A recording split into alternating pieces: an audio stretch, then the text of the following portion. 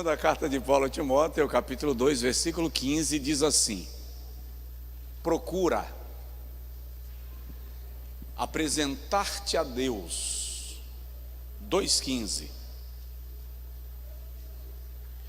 Procura apresentar-te a Deus, aprovado, como obreiro que não tem de que se envergonhar, que maneja bem a palavra da verdade.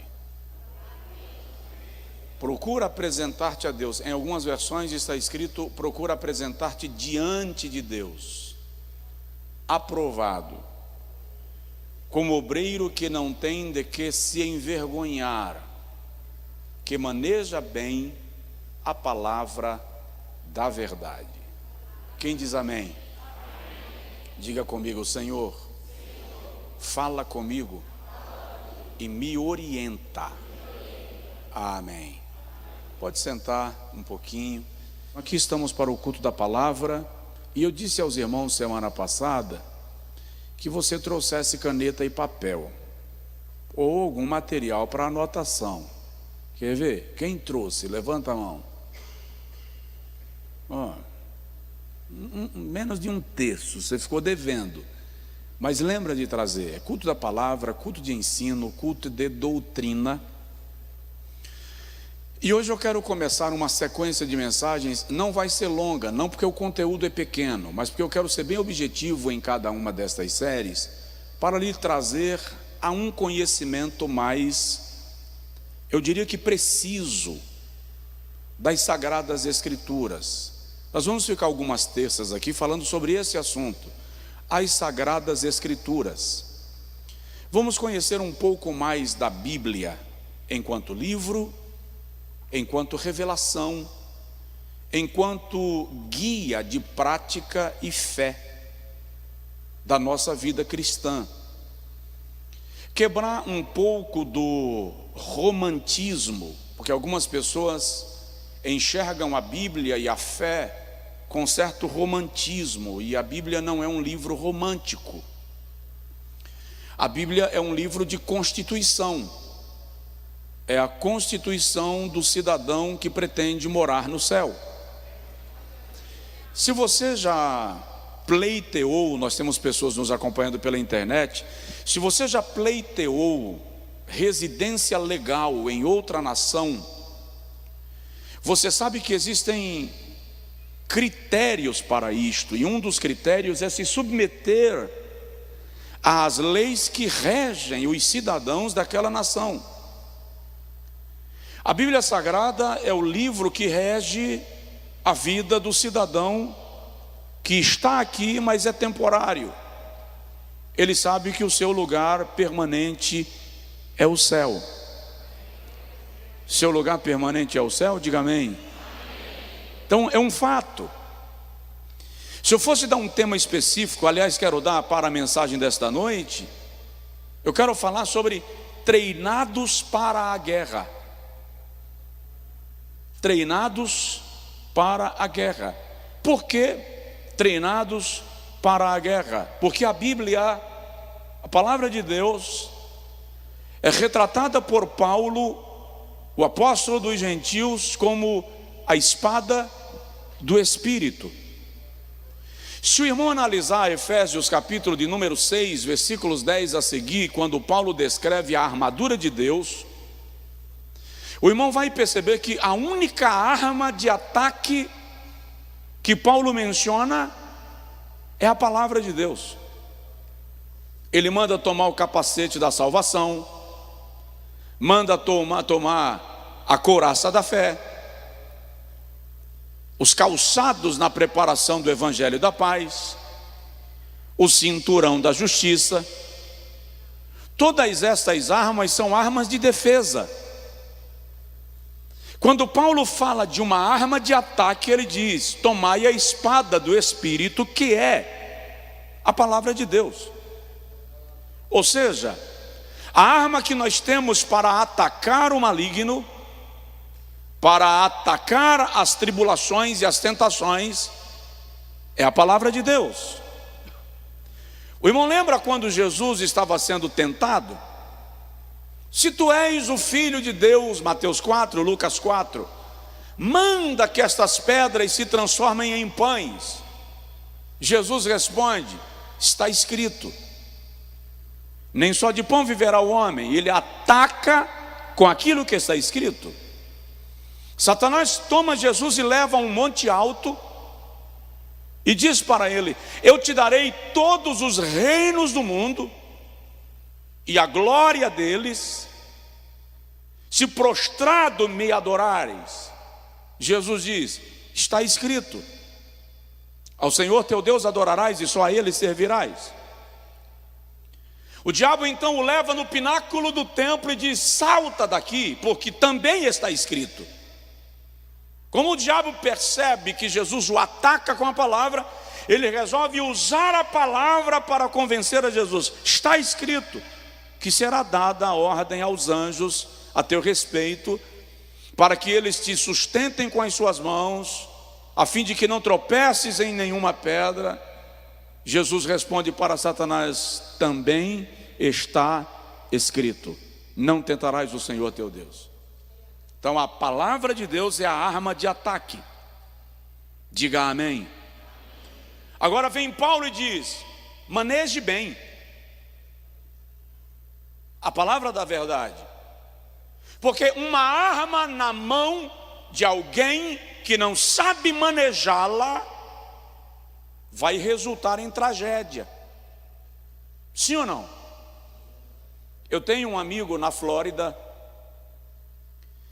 Alguns anos atrás ele comprou uma fazenda de laranjas, e eu fui lá para visitá-lo numa das viagens e fiquei com ele alguns dias.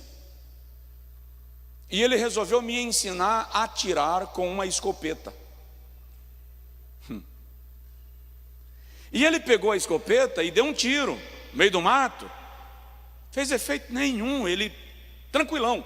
Quando ele me entregou, ele me ensinou: coloca encostado no ombro, coloca um pé um pouco mais à frente. Deu todo o detalhe. Agora puxa, irmão. Quando eu puxei o bendito daquele gatilho, a arma soltou de mim 1,5 metro, caiu lá. Meu ombro eu quase preciso buscar do lado de trás das costas.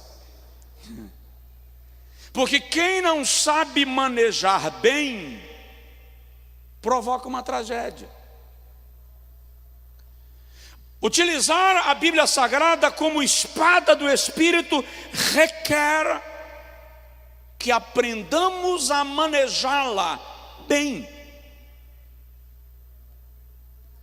O pensador cristão Angus Green diz que a Bíblia ou as Escrituras constituem o livro mais notável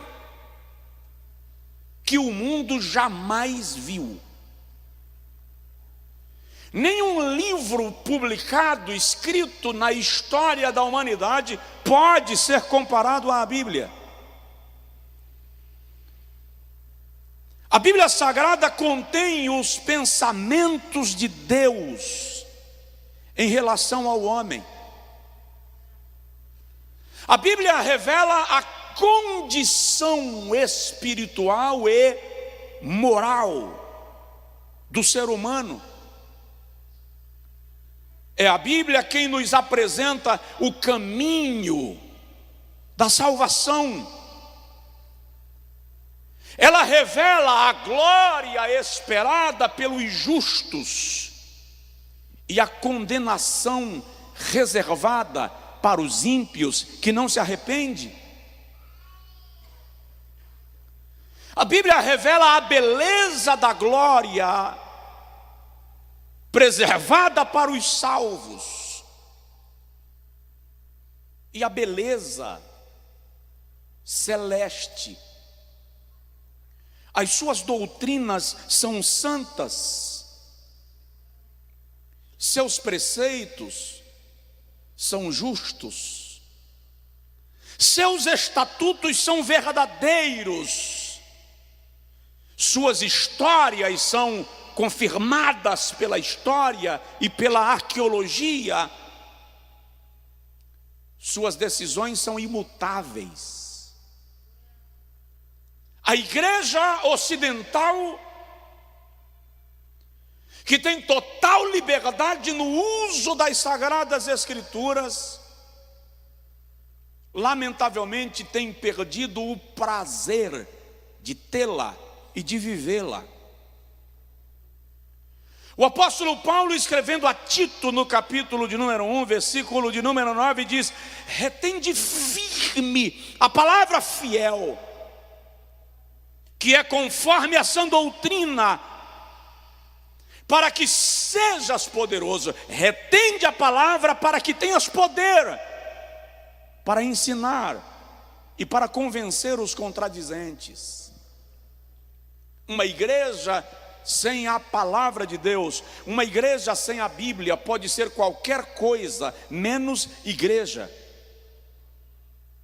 Um crente que não tem paixão pela palavra de Deus, não sabe em que está fundamentada a sua fé. Você está aí? Tem alguém do seu lado? Se tiver, fala com ele assim: nessa igreja pode dar glória a Deus, tá?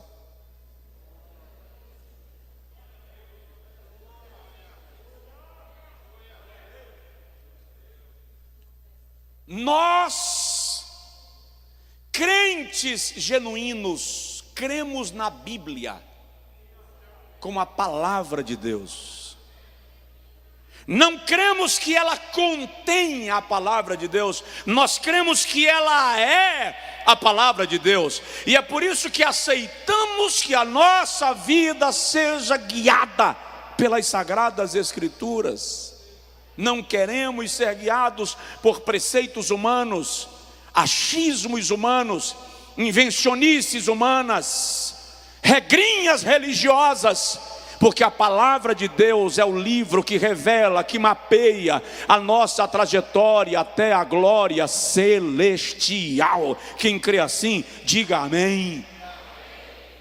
Agora, deixa eu dar primeiro a você uma pequena noção do livro.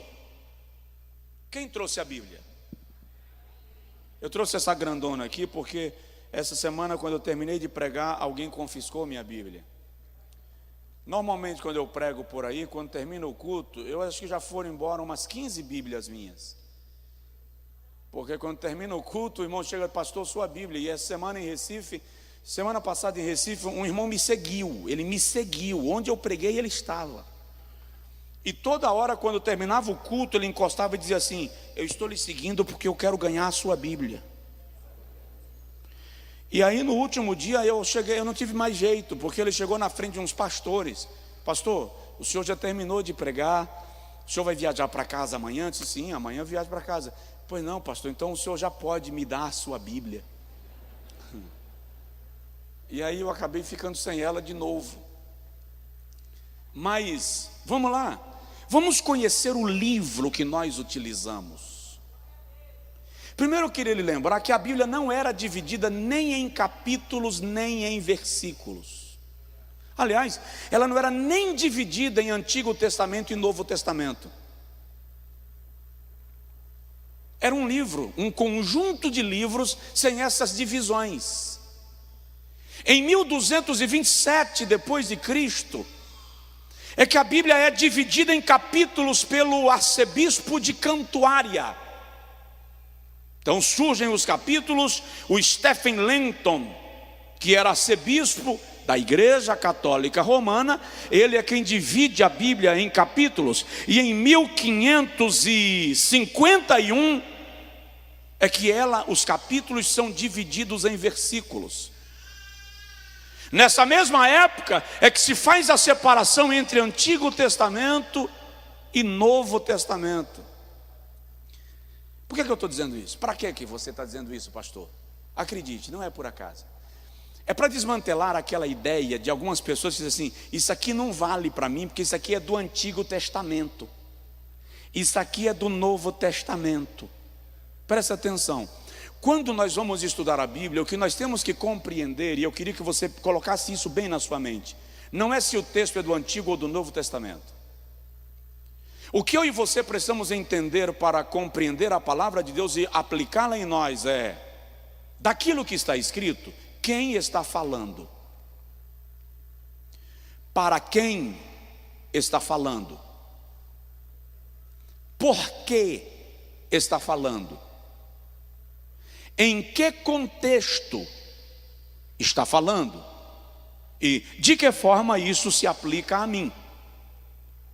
Quero entender a Bíblia, pastor Josué, eu quero entender a Bíblia. Então o que importa não é se o texto que eu quero entender está no Antigo ou no Novo Testamento. O que importa é quem está falando.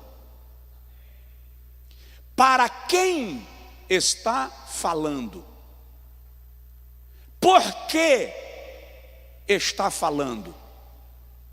Em que contexto está falando? E como posso aplicar isto a mim? Para a gente vencer a ideia de que o Antigo Testamento não serve para nós. É um conceito equivocado que quer tornar a palavra de Deus manipulada por decisão daqueles que não suportam ouvi-la na sua inteireza. Então a Bíblia é dividida em capítulos em 1227, em versículos em 1551, em Antigo Testamento e Novo Testamento, no mesmo período, 1227, pelo arcebispo de Cantuária. Aí se faz uma distinção, mas é preciso entender que o Antigo Testamento é a planta do projeto que Deus constrói no Novo Testamento. Tem arquiteto aqui, tem engenheiro aí.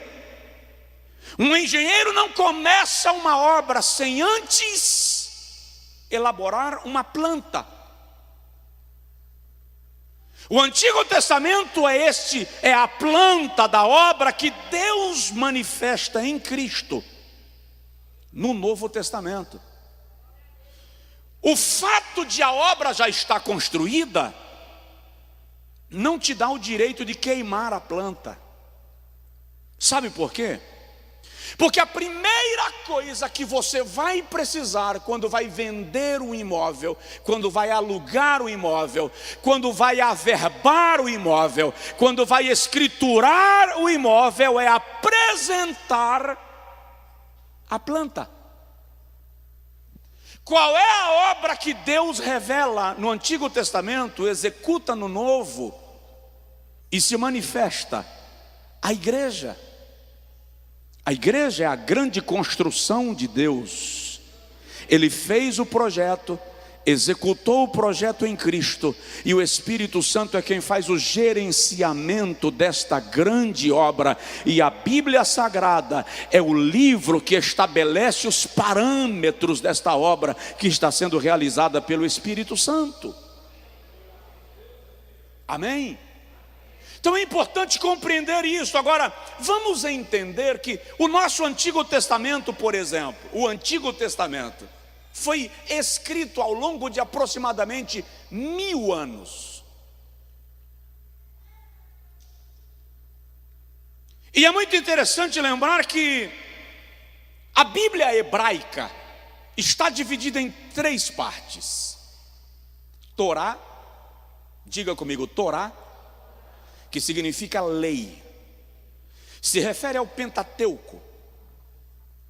A segunda parte que está dividida a Bíblia hebraica é o Evim. Evim se refere aos escritos gerais do Antigo Testamento, os livros poéticos. E Ketuvim, que são os livros dos profetas, maiores e menores. Diga, Torá, Evim, Ketuvim. Lei, profetas e escritos. Estou te dando uma noção do livro. Daqui a pouco eu quero falar com você qual é o segredo espiritual para ter a compreensão da palavra. Tá? A Bíblia hebraica, na Bíblia que nós temos à mão, o Antigo Testamento tem 39 livros. Quantos? 39. Na Bíblia hebraica tem 22. Mas o conteúdo é o mesmo. Como? O que na nossa Bíblia tem primeiro e segundo livro, como primeiro e segundo Samuel, primeiro e segundo Reis, primeiro e segundo Crônicas, na Bíblia hebraica é um livro só. O livro de Samuel, o livro das Crônicas e o livro dos Reis.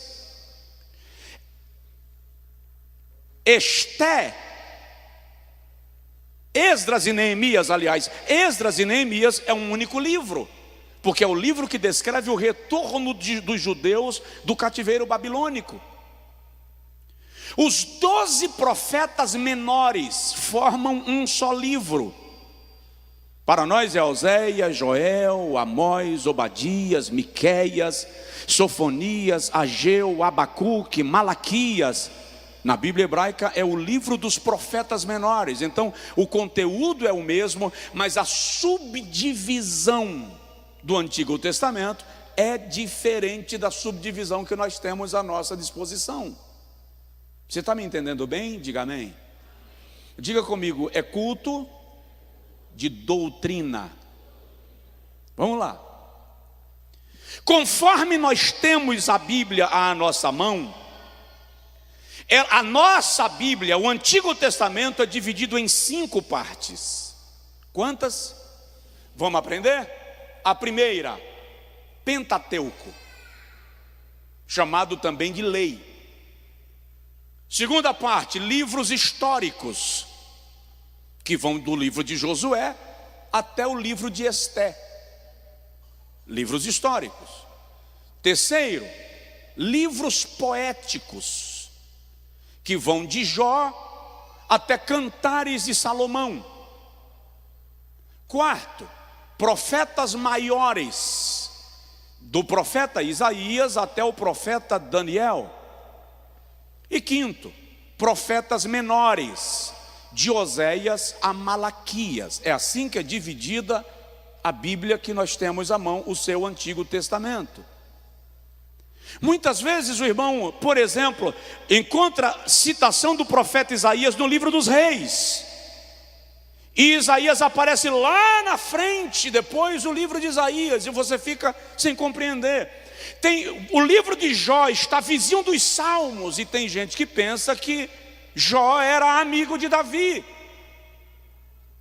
Só que eu já provei para os irmãos aqui que Jó viveu num período que corresponde ao final do livro do Gênesis, portanto muitos anos antes de Davi. Por que a nossa Bíblia foi dividida assim? Porque os livros estão agrupados por assuntos, por temática. Portanto, os livros da lei mosaica estão agrupados, os livros históricos estão agrupados, os poéticos também, e os profetas maiores e os profetas menores de igual modo. Esta é a organização do nosso Antigo Testamento. E que importa entender isso, pastor? Ler com conhecimento, manejar bem. Aprender a dirigir não é entrar no carro e tomar o trânsito. Antes de aprender a dirigir, você precisa aprender sobre o carro. Peguei o carro de um amigo para dirigir um tempo desse atrás, porque eu estava precisando ir a algum lugar e estava sem carro, e ele me emprestou. Quando eu cheguei em determinado ponto do meu percurso, o carro desligou no meio da avenida. E eu olhei e tinha combustível. O painel estava aceso. E eu liguei para ele e falei: teu carro desligou aqui. Oh, eu não fiz nada. Senhor pastor, eu esqueci de avisar, tem um segredo em tal lugar. É só mexer no botãozinho para ele voltar a funcionar. Desliga a chave, mexe no botãozinho e liga a chave de novo que ele funciona. Então, se você sabe dirigir, mas não conhece o equipamento que você está dirigindo, você vai ficar na mão, porque não sabe lidar com o equipamento que você tem. Já contei para os irmãos que a primeira vez que eu fui em Londres, me deixaram num hotel, e quando eu cheguei do culto, eu queria comer, porque por alguma razão, irmão, pregar dá uma fome, que é um mistério. Se o pregador não tomar cuidado, a barriga começa a ficar exaltada, arrogante, começa a crescer, porque depois do culto ele vai querer comer, e se não vigiar, haja boi. Então quando eu cheguei no hotel que eu queria comer, eu interfonei na recepção do hotel e pedi alguma coisa para comer, e a moça me disse: não, o hotel não serve mais nada depois das 20. Um suco de laranja pelo menos. Não serve nada. Mas uma maçã, nada. E a moça me disse alguma coisa, ela tentou me explicar alguma coisa e eu não compreendi. Desliguei o telefone, mas revoltado, murmurando. Eu estava com fome. É por isso que eu gosto do Brasil. Essa porcaria de hotel, só porque está em Londres, não tem nem comida. Queria ver se fosse do Brasil. Chega agora até picanha. Fiquei chateado. Fui dormir azedo. Encontrei lá uns negocinhos, uns carocinhos. Não é amendoim não, tem umas cascas duras, ruim que dói. Não vou comer essa porcaria. No outro dia, alguém interfonou falando português. A gerente do hotel, uma senhora que mora na Inglaterra há mais de 20 anos, averiguando a lista de hóspedes do hotel, encontrou um brasileiro. E ela interfonou para dar as boas-vindas. E eu disse: eu só estou chateado com uma coisa. Você pode falar que eu quero resolver. Mas como é que um hotel você chega a tal hora e não tem nada para comer? Uma fruta, um biscoito? Ela disse: tem. Disse: como? Se me permita que eu vou aí no apartamento. 5 minutos ela chegou. Aí assim, quando eu entro no apartamento e abro a porta, atrás da porta tem uma cortina, que na minha mente era apenas uma cortina, digamos que cobrindo a parede. Ela puxou a cortina e atrás da cortina tinha um pequeno armário.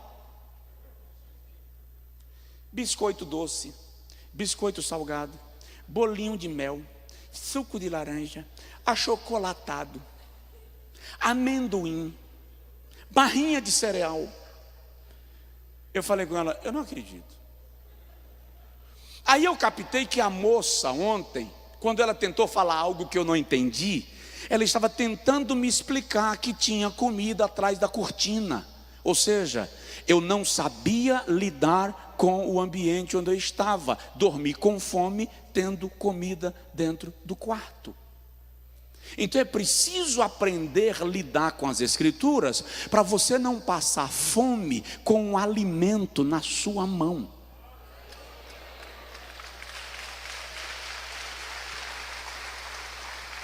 Vamos lá, vou agilizar. E o Novo Testamento? Enquanto o Antigo Testamento foi escrito ao longo de aproximadamente 1000 anos, o Novo Testamento foi escrito entre os anos 45 e 100 da era cristã. A língua oficial que foi escrito no Novo Testamento foi o grego koiné, que é o grego comum do povo da época, o grego popular, a linguagem comum do povo. Os evangelhos, que são 4, retratam a vida, o ministério, a morte e a ressurreição do Senhor Jesus. São chamados de evangelhos sinóticos, porque são semelhantes, tratam do mesmo assunto. Atos dos Apóstolos é o único livro histórico do Novo Testamento e retrata os primeiros anos da história da igreja. Em Romanos começam as chamadas epístolas paulinas, que vão até Filemão. Paulo se tornou o grande organizador, vou usar essa expressão, o grande organizador do conjunto das doutrinas da fé cristã. Ele é o grande difusor e propagador do evangelho. para os povos da Europa, da Ásia e boa parte do continente africano. Depois das epístolas paulinas, vêm as chamadas epístolas gerais. Hebreus, Tiago, Pedro, João, Judas. São epístolas gerais direcionadas à igreja como um todo. As epístolas de Paulo têm sempre um endereço específico. É para Roma, é para Corinto, é para os irmãos da Galácia, para os irmãos de Éfeso, lembrando que Galácia não era uma cidade, era uma região. Já as epístolas dos demais escritores pretendem atender a igreja como um todo. E o Apocalipse, que é o livro da revelação dos tempos finais. Assim se subdivide o Novo Testamento. Por que os relatos, olha bem para mim, por que o mesmo assunto Mateus às vezes escreve diferente de Lucas? Porque eles estão escrevendo para públicos diferentes. Mateus está escrevendo para os judeus. O propósito de Mateus é ensinar aos judeus que Jesus é rei. É por isso que ele começa com a genealogia, porque um rei precisa ter genealogia, precisa ter história. Já Marcos está escrevendo para os judeus da diáspora, os judeus da dispersão. Em Mateus, Jesus é rei, mas em Marcos, Jesus é servo. A ideia de Marcos é fazer os judeus que são espalhados no mundo do império perceberem que Cristo também é servo, que Cristo também padeceu, para que eles se sintam identificados com Cristo e com o seu sofrimento.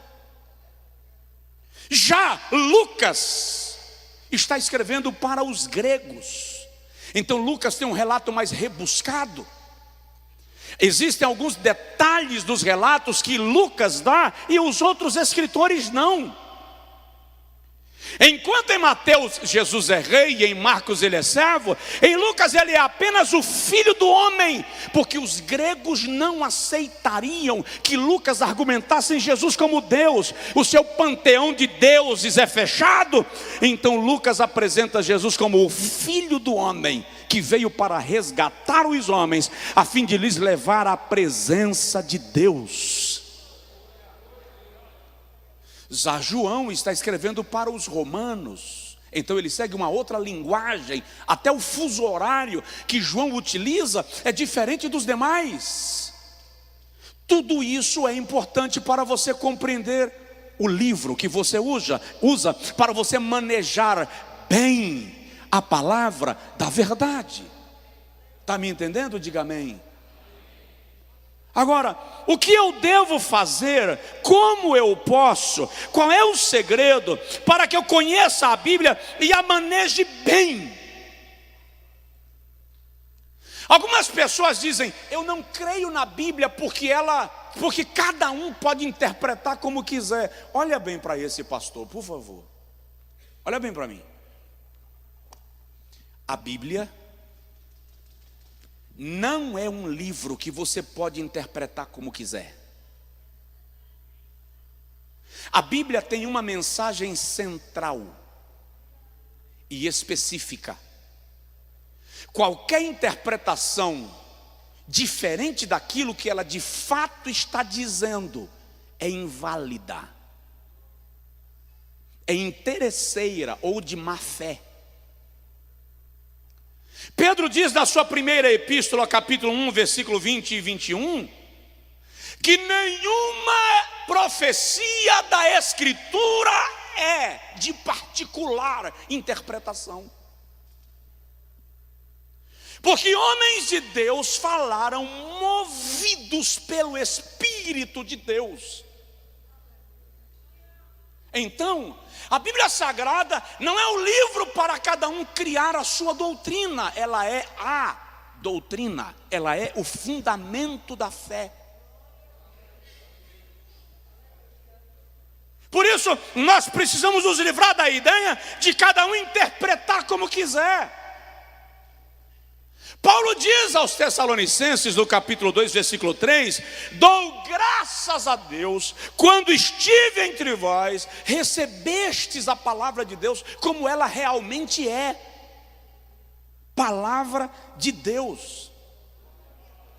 Na segunda carta a Timóteo, capítulo 3, versículo 16 e 17, ele diz a Timóteo: desde a infância sabes as sagradas letras que podem fazer-te sábio e entendido. Ele chama a Bíblia de sagradas letras. Então, como eu posso manejá-la bem? Como eu posso entender a palavra de Deus? Quem quer entender a Bíblia? Levanta-se a mão. Primeiro segredo: sensibilidade espiritual. O seu coração precisa estar sensível. O seu coração precisa estar aberto à direção divina. Sendo a Bíblia um livro de inspiração divina, para entendê-la, é preciso que o nosso coração esteja aberto à operação de quem a inspirou: Deus. Quando Paulo escreve aos Coríntios a primeira carta, capítulo de número 2, versículo de número 14, até o versículo de número 16, ele diz que o homem natural não compreende as coisas de Deus, porque para ele elas são loucuras, e não pode entendê-las, porque as coisas espirituais se discernem espiritualmente. Aí no versículo 15 ele diz: mas aquele que é espiritual discerne bem, enquanto por ninguém é discernido. Aí ele diz: ninguém conheceu a mente do Senhor. Mas olha que coisa linda: vós tendes a mente de Cristo. Então, se queremos compreender a Bíblia, sensibilidade espiritual é imprescindível. João capítulo 14, versículo 26, Jesus diz assim: o Espírito Santo vos guiará a toda a verdade e vos fará lembrar as coisas que eu vos tenho dito. Não dá para compreender a palavra de Deus lendo-a sozinho. É preciso convidar o Espírito de Deus para guiar a nossa compreensão. Não basta uma pilha de livros em torno, também são úteis, mas é o Espírito Santo quem nos leva a compreender a palavra do Senhor. João 16:3, Jesus diz: quando o Espírito Santo vier, é Ele quem vos guiará a toda a verdade. Então, se eu quero compreender a Bíblia, eu preciso pedir ao Espírito Santo que me traga a compreensão da palavra. Não cabe a minha própria interpretação. Eu preciso que o Senhor me faça entender a mensagem que está sendo dita, para que eu consiga aplicá-la na minha vida e ser edificado por ela. Por isso que eu disse, é preciso entender quem disse, para quem disse, por que disse, em que contexto disse, e como eu posso aplicar isso a mim. Se o irmão leu o profeta Isaías capítulo 5, tem um texto lá em Isaías, que o profeta fala das mulheres que usavam meias, que usavam tranças, que usavam xales, que usavam vestidos suntuosos. Cá entre nós, ela vem para cá. Eu já vi pastor excluir irmã, porque a irmã usava meia calça, baseado em Isaías 5. Eu lembro de uma época que as irmãs foram proibidas de usar xale. Quem conhece xale aqui? Quase não se usa mais estranho. Quase não se usa mais estranho, né? Mas já vi irmã ser disciplinada, suspensa da Santa Ceia, porque usava xale. Porque Isaías 5 diz que não pode. Só que Isaías 5, pelo amor de Deus, é apenas um relato histórico, citando a característica da vida luxuosa que as mulheres de Jerusalém estavam vivendo. E Deus não está condenando a vida luxuosa que elas tinham. O profeta está dizendo que quando viesse o cativeiro, tudo aquilo seria perdido. Mas a falta de análise do contexto, a falta de cuidado na compreensão do texto, nos leva a decisões equivocadas no reino de Deus, a aplicações equivocadas no reino de Deus. Então, é preciso ter sensibilidade espiritual. Coloca assim a mão no peito, por favor, e diga comigo: Senhor, gera em mim sensibilidade para compreender a tua palavra. Segundo segredo para compreender as escrituras, valorizar o ministério de ensino na igreja. Eu vivo numa geração que valoriza tudo quanto é baboseira que se diz, dizendo que está na Bíblia, mas não valoriza o aprendizado sistemático e original das Sagradas Escrituras.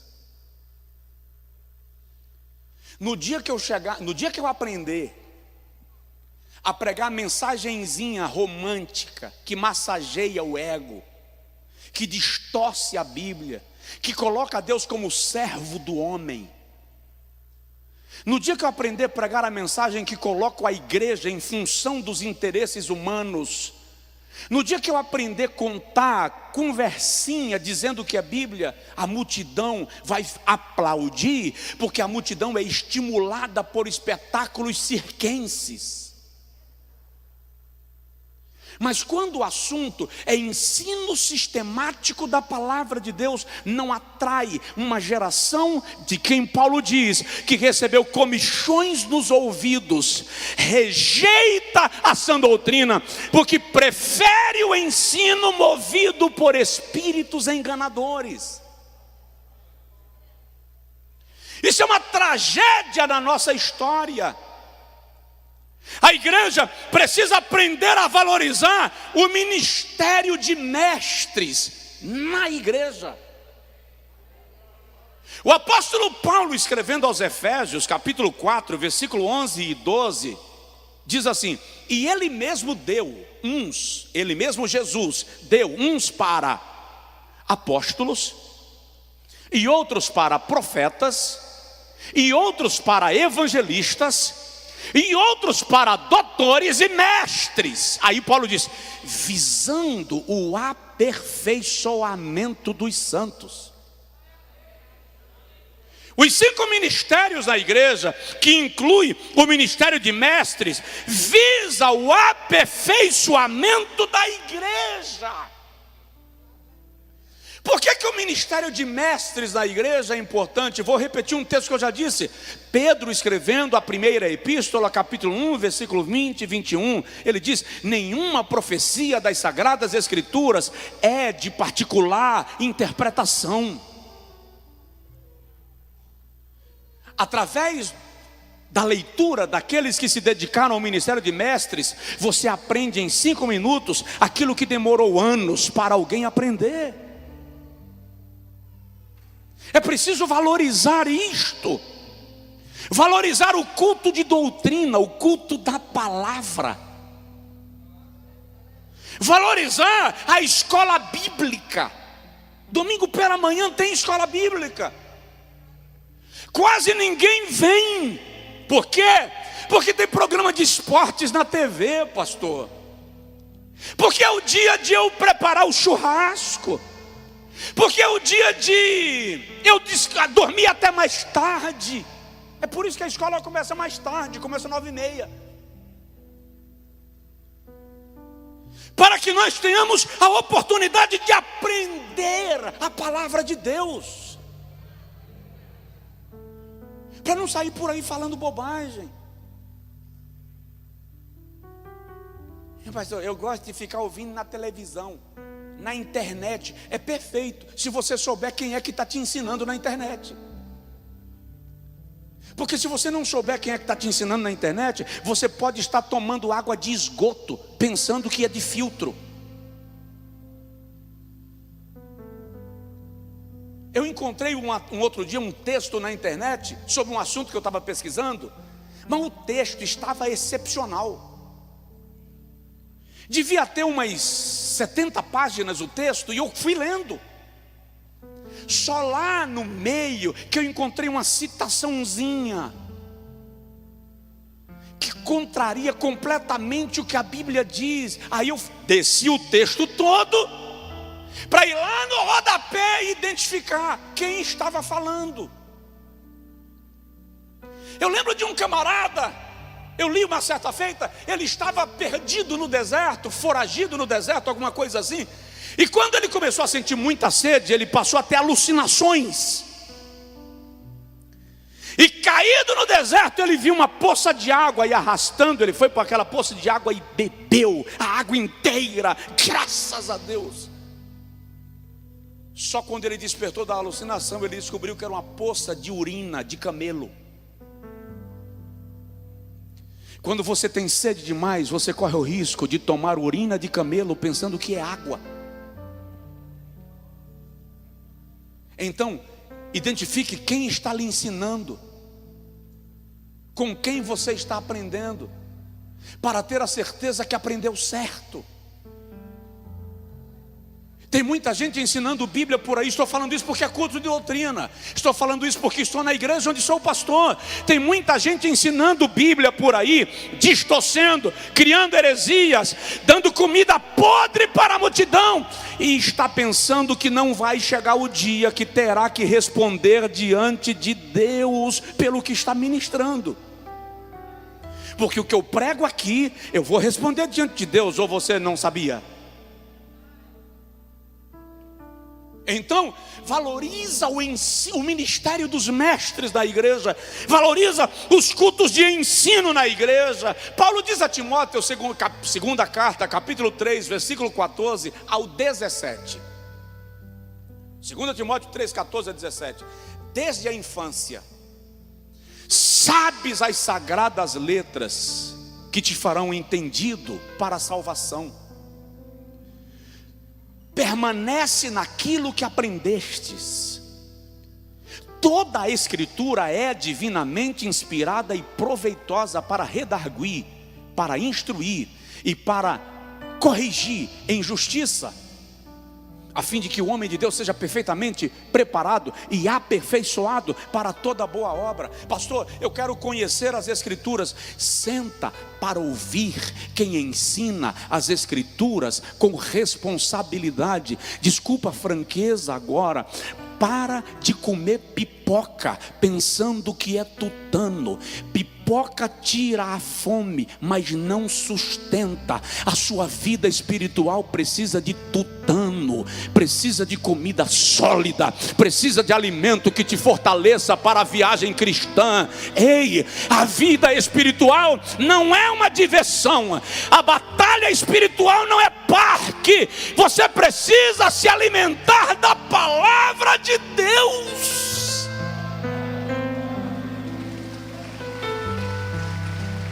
Dá um glória em nome de Jesus. Daniel diz no capítulo de número 9, versículo 2. Olha só, Israel, Judá, estava no cativeiro há 70 anos. E havia um tempo estabelecido para o cativeiro. E Daniel diz, eu entendi pelos livros que o tempo do cativeiro já estava cumprido. Era de 70 anos, presta atenção. O tempo do cativeiro já estava cumprido, era de 70 anos, mas o povo continuava no cativeiro. Se o tempo do cativeiro era de 70 anos, já estava cumprido, por que Deus deixou o povo permanecer no cativeiro? Oséias capítulo 4, versículo 8. O meu povo perece porque lhe falta o conhecimento. O tempo da provação já terminou, o tempo da escravidão já terminou, o tempo da prisão já terminou, e você permanece lá porque você não tem conhecimento do tempo, não busca compreender a estratégia divina para ser liberto. Charles Spurgeon, Ele é conhecido na história como o príncipe dos pregadores. Um dia Spurgeon foi chamado para orar por uma senhora moribunda na periferia de Londres. E quando ele chegou lá, passando por cima de esgotos a céu aberto, ele encontrou uma senhora num barraco. Embaixo do piso, diz o historiador, do biógrafo, do assoalho, ele viu o esgoto passando embaixo da casa dela. E ela muito doente.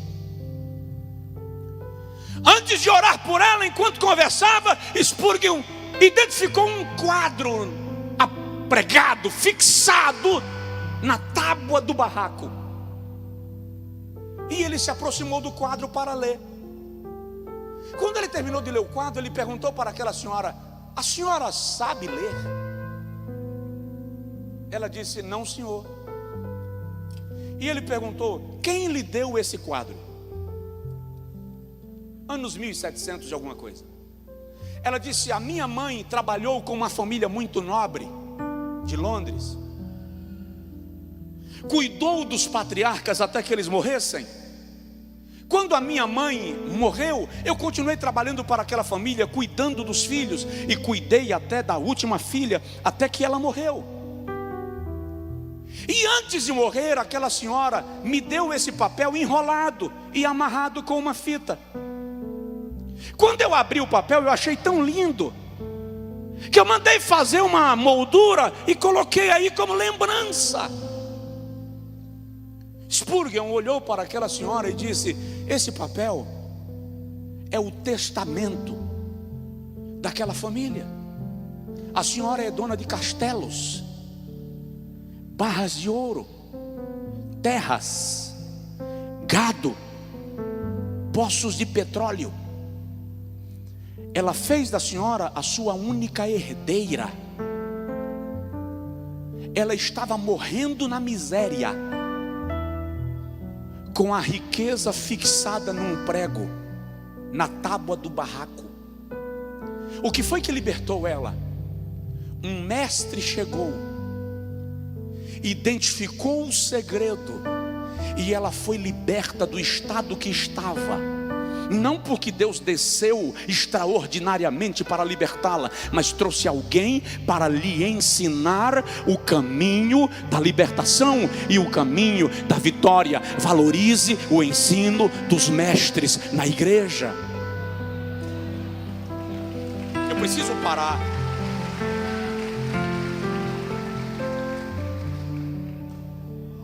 Senta para ouvir.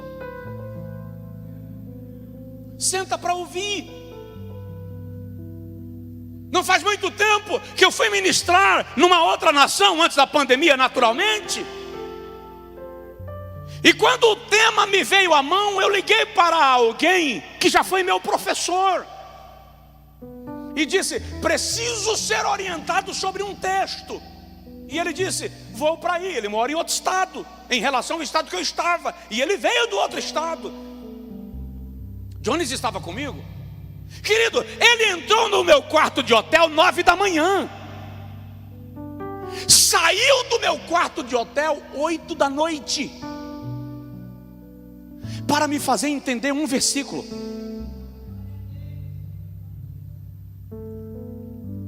Se você não tem paciência para aprender, não terá condição de desfrutar do mel que o Senhor reservou para a sua vida. Olha o que diz Joel capítulo 2 versículo 23. Joel 2, 23. O Senhor diz assim: e eu vos enviarei ensinador de justiça. O que Deus está dizendo? Eu enviarei o quê? Ensinador de justiça. Se você está anotando, anota assim: Joel 2, 23 a 28. Eu vos enviarei ensinador de justiça, e com ele a chuva no devido tempo, a temporã e a serôdia. O que Deus está dizendo é que o ensino sistemático e justo da palavra de Deus altera as estações. Eu vos enviarei ensinador de justiça, e com ele a chuva no devido tempo, a temporã e a serôdia. E as eiras se encherão de trigo, e os lagares transbordarão de mosto e de azeite, e os pastos do campo reverdecerão, e as árvores darão o seu fruto, e eu vos restituirei o tempo que foi consumido pela crise. Tudo isso é resultado do ensinador de justiça. Deixa eu ter a ousadia de dizer uma coisa: quem valoriza o ensino da palavra de Deus prospera.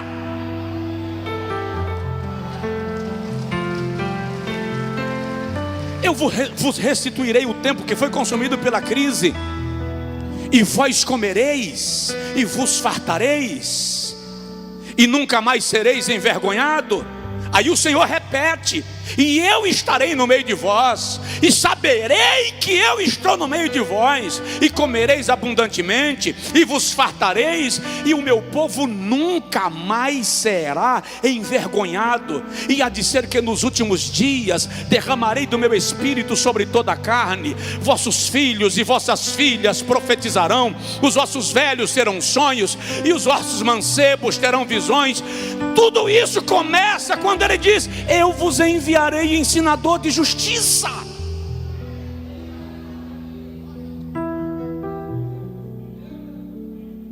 Ah, se esta igreja soubesse o quanto Deus tem dado a ela. Ah, se esta igreja soubesse o quanto Deus lhe presenteou, com o privilégio de ouvir Bíblia, de aprender Bíblia, de ouvir a mensagem.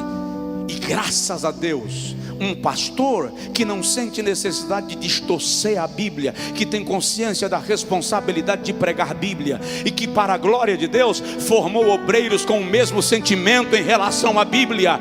Ah, se esta igreja soubesse quanto vale aprender a palavra de Deus.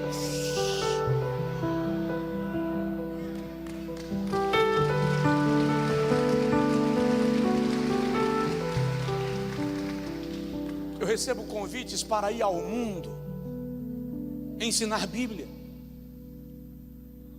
Ainda ontem eu falei com alguém: pastor do Japão queria que eu fosse ficar 60 dias no Japão. Pastor, 60 dias, não dou conta de ficar 60 dias no mundo, não tenho coração para isso. Com muita briga, 45 não posso, pastor. O máximo que eu posso fazer é ir um final de semana e voltar no outro. Ele cedeu até 25 dias. Eu disse: não, pastor, para ficar 25 dias eu não vou, não tenho condição. Semana passada um pastor me ligou e insistiu para eu ir ministrar na Grécia semana que vem, primeira semana de outubro. Eu disse: pastor, não vou, não quero viajar, não quero sair do país, não quero ir para a Grécia. Sabe, é mais ou menos assim. Você fica desejando: ai, se eu tivesse uma piscina em casa. Aí quando você tem a piscina em casa, você não entra nela. Ai, se eu pudesse morar na praia. Aí um dia você conseguiu morar na frente da praia e você nunca vai lá. É mais ou menos isto que a igreja em Feira de Santana vive. Aquilo que os outros queriam perto, nós temos aqui. Mas deixamos a fonte fechada, ou a gente pede para abrir em gotas, porque nós estamos saturados.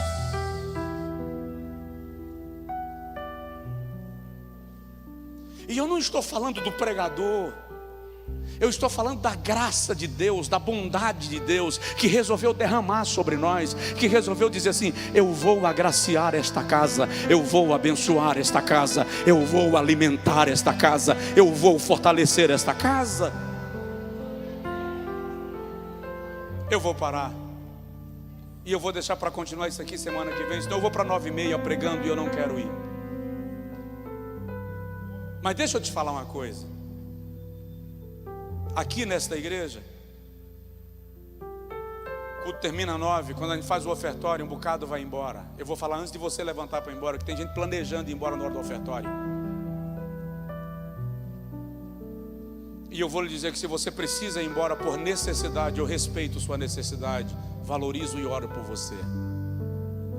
Mas se é mania, capricho, aprende a ficar até o culto terminar.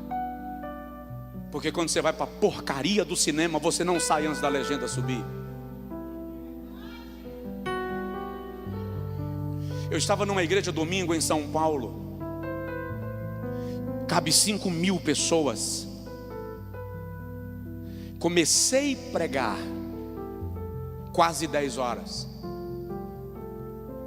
Quando eu comecei a pregar domingo, Johnny já estava jantando com o pastor que ministrou aqui. E eu falei com o pastor, vou falar uns 10, 15 minutos. Ele disse, não, a noite é uma criança. Eu terminei de pregar 10h25, só falei 25, 30 minutos. E ele ainda fez ministração com o povo até 11h20. E ninguém arredou.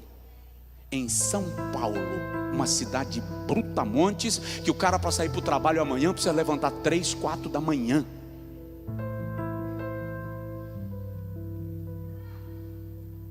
Aqui se passar de 9, a casa cai.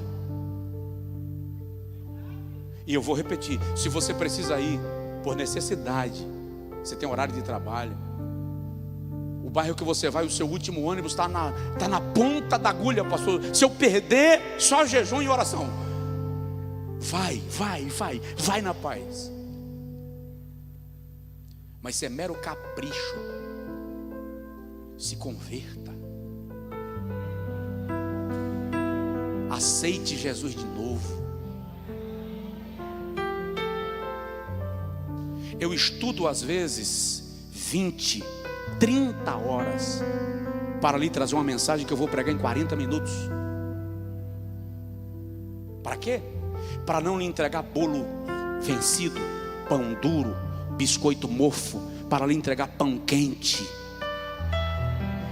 que te alimenta, que te fortalece.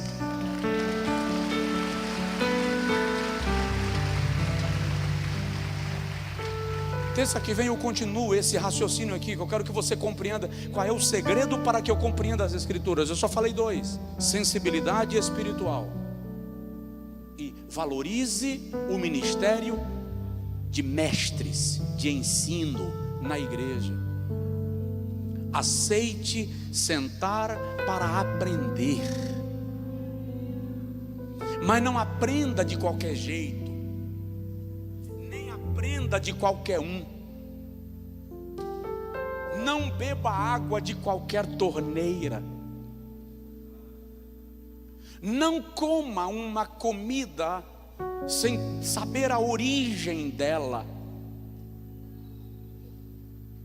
Eu já disse para os irmãos aqui que quando eu viajava muito, eu tinha um problema crônico de cólica intestinal. Eu já jantei no Acre e tomei café da manhã no Rio Grande do Sul. Eu já acordei em hotéis sem saber onde eu estava. Demora aqueles 30 segundos para você fazer o roteiro e lembrar onde você está. E não tinha médico que resolvesse o meu problema. Quando as minhas viagens reduziram a 20% do ritmo que eu vivia, o problema crônico intestinal que eu tinha sumiu. Sem remédio, sem tratamento. Aí eu descobri, todo dia eu comia um tempero diferente. Eu almoçava com o tempero de São Paulo, jantava com o tempero de Pernambuco, tomava o café da manhã no outro dia no aeroporto, almoçava na churrascaria de uma estrada. Não tem organismo que aguente. Tem muita gente que vive doente na fé, porque não tem mesa onde comer. Sai comendo em tudo quanto é mesa e não cria referencial. Aí é fraco na fé, doente espiritualmente. O irmão chegou aqui querendo vir congregar nesta igreja e começou a falar mal da última igreja onde ele estava. E eu perguntei o nome da igreja. Ele me disse. Eu disse: antes dessa igreja, irmão, congregou em outra? Congreguei. Saiu por quê? Porque não presta também. E aí falou mal da outra. E antes? Também. Saiu por quê? Porque não presta. Eu sei que ele já tinha congregado em 7, 8 igrejas. Nenhuma presta. Eu falei com ele: eu quero lhe dar um conselho de pastor. Eu disse: pois não venha congregar aqui não. Por quê, pastor? Porque nessa igreja aqui tem o defeito das 8 que você saiu. Se você saiu daquela porque tinha os defeitos, dessa aqui porque tinha essa aqui, tem o defeito das 8, você não vai ficar aqui.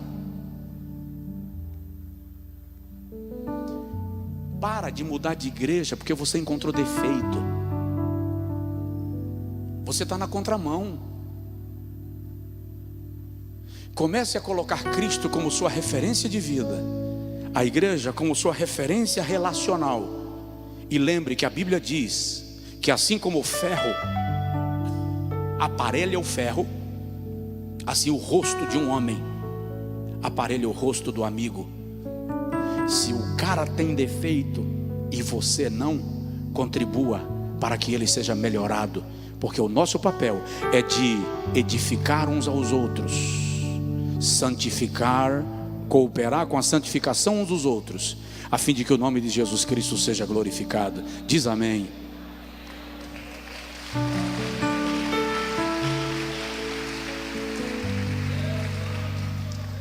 Eu vou orar contigo e vou pregar aqui algumas mensagens nesse tom pastoral, tá?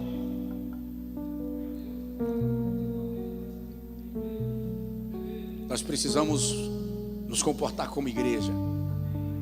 Diga comigo: Senhor, eu preciso que a tua palavra gere vida no meu coração.